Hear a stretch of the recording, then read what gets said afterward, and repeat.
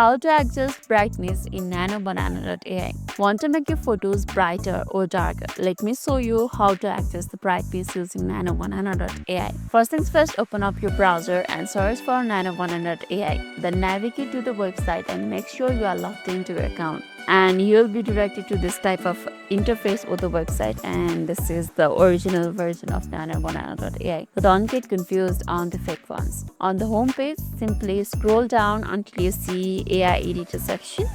You can see AI editor right over here. And here you will find two options, image to image and text to image. You can choose either, but for this tutorial, let's choose image to image. It's already chosen, so there's no need to choose. Then once I select image to image, simply tap on add image, which is right over here. Tap on it. Pick the photo, then tap on done. And once I have picked the photo, simply go to the prompt box. This is the prompt that I used earlier. Just got it off, and now let's write the prompt. As you want to access the brightness, simply write increase the brightness.